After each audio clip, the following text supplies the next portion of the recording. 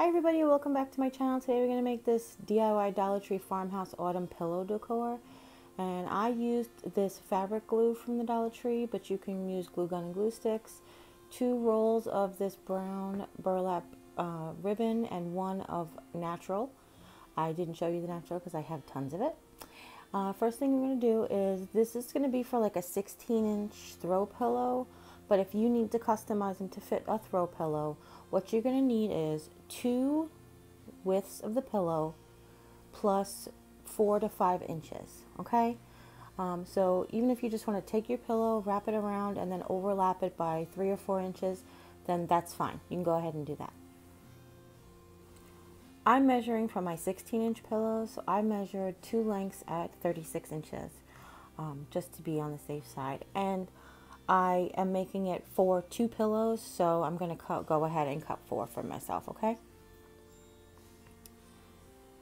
And in a little while, we're going to do some lettering, and if you want to take the opportunity to print out some words, if you're not comfortable with your handwriting and you just want to copy, you can sort of see through the beige burlap. I just wanted to tell you that ahead of time. I'm going to write on them after I glue them together, but if you need to trace your letters through the beige burlap, then you should go ahead and do that before you glue, but after you cut it out, all right?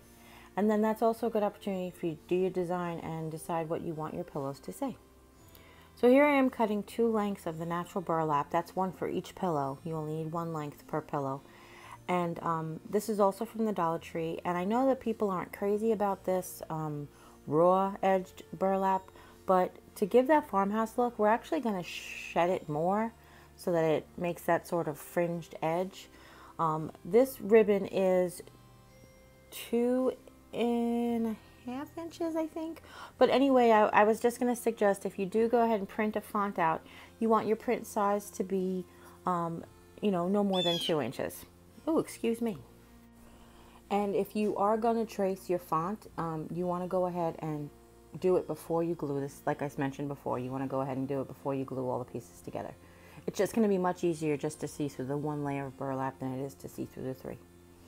Okay, so now I'm just butting the 2 pieces of brown up to each other. My brown didn't have a lot of shedding, and I don't necessarily wanted that shedding on the brown anyway. I just really wanted the shedding on the natural. As you see there, I just pulled off 1 row, just so I like the little fringe. I think it looks much more rustic and country. So once you have your 2 browns butted up together, you're just going to lay I'm going to start with one end. You're going to lay your natural burlap right in the center. And what we're going to do is we're going to put a whole bunch of this glue. Or if you decided to use hot glue, you go ahead and use hot glue then.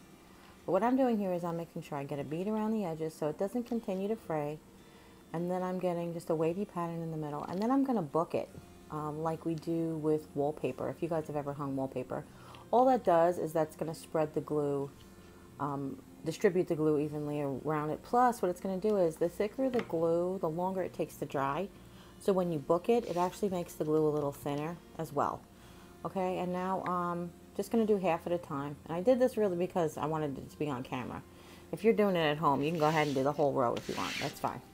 And again, just booking it again and making sure that the 2 dark brown pieces stay butted up while I lay the natural color in the center. And though you could see the glue here, the glue does dry clear, and it will dry actually rather quickly.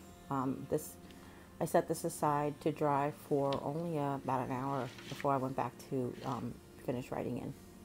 All right, so just find some place to set it aside, and then you're going to go ahead and work on the other one, and we're just going to repeat the same process all over again.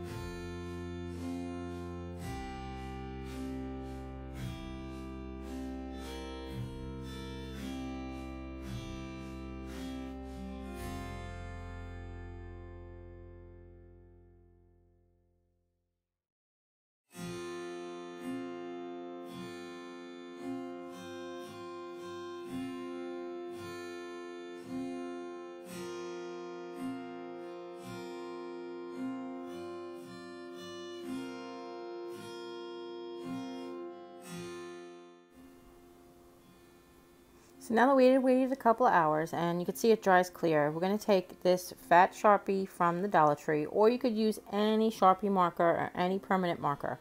You just want to test it on the burlap first to make sure that it doesn't bleed. Okay? And I'm just going to go for it. What I do is I use penmanship. I use big fat letters with loopy tops and loopy bottoms.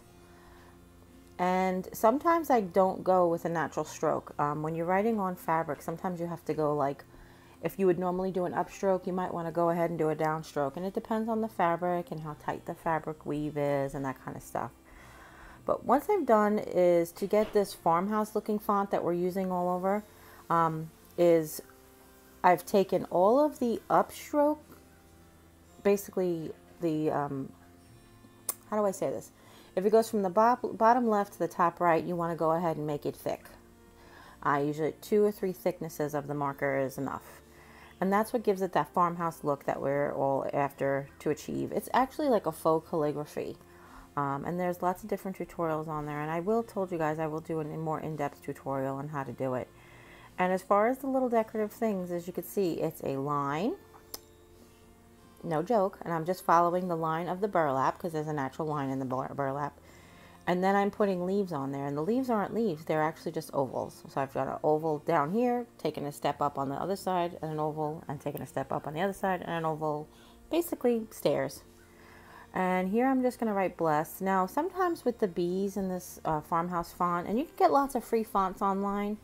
You can just type in free farmhouse font and you'll see a ton of different options will come up. And if you don't need to print it, you can just look at them for inspiration, okay? But you'll see with the bees in the farmhouse font, sometimes they're the script bees and sometimes they're the print bees. So I just went with the script bee because that's what I like. And I'm doing the same thing. Everything that's gone, the upstroke, is just gotten thicker. And made my D's loopy and my L loopy and my B loopy. That's the trick. And then I'm just going to copy the same leaves on the other side. There are other embellishments like the leaves. There's arrows and there's scrolls. But I just really thought that the leaves give it that like autumn farmhouse look that I was really after. And it's always just that simple, right? Okay, so the next thing we're going to do is I'm going to take a piece of jute, only about 12 inches, 2 pieces, 1 for each pillow. And I was contemplating like, should I get a button to close this or Velcro to close this or glue it closed and just slide it on and off the pillow? All of those options could be your choice. I said, you know what? I'm here. I have jute. Let me just use it. So it's 2 scrap pieces of jute. They're 12 inches each. And what I've done is I've poked holes with my pencil. And I haven't poked holes through the burlap, but I've moved the weave of the burlap open so I can get the jute in there. And I've gone in from underneath. I've gone in from the top of one side. And I'm just doing it on both of them so you could see. And I haven't done anything to the end of the jute. I haven't made a needle or put tape around it. But you can do any of those things if you need like a pointy end of your jute. I just made the hole bigger when I had trouble getting it through. And I just used the end of my pencil, as you say. All right, because the weave has forgive, so it'll just go back to its own natural shape. And now I'm going to show you how I wrapped it around the pillow. I've taken these pillows, are my regular throw pillows from my living room. So you know that they're going to coordinate. The brown burlap and the natural burlap are considered a neutral, especially in the autumn. So no matter what you pair them with pillow-wise, if the pillows match your decor, then the autumn's going to match your decor. So I've wrapped it around the back and I've just tried to match the holes. I've overlapped and I've just tried to match the holes to the underside burlap. And it doesn't have to be exact. Once I've matched one hole, then I've gone across the same row of that hole. That roll of the bottom burlap to match the second hole. And you can see here it's giving me a little bit of trouble, but that's all I did. Made my hole bigger and then I had less struggles. And then there's different ways to do this. I could have attacked it the opposite way, so it was underneath, but I didn't want the bow there, so I went ahead and I tied it underneath. You can see how difficult it was for me to tie the bow underneath. I'm kidding, that's a joke. But just work it so you saw me pull the ribbon up so that you try not to pull on either ribbon too hard. And that's it. And they're snug and secure and they stay on there.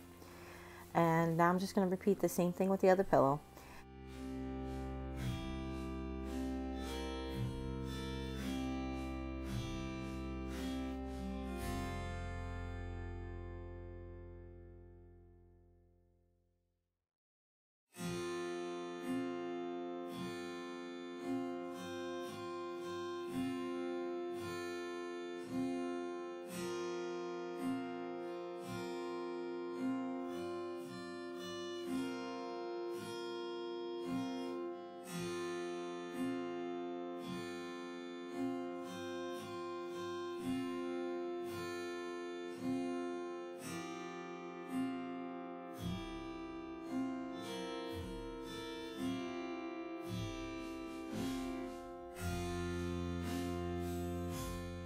And trim any stray strings you might see that you don't like. But that's it. I hope you really found this fun and easy. And if you have any questions, leave them in the comments down below. Don't forget to like this video if you enjoyed this tutorial. There's my inspiration pillow. And don't forget to share with friends and family. Anybody you know who'd be interested in making these pillow wraps for their autumn decor. And as always, you take care. God bless. We'll see you next time. Bye.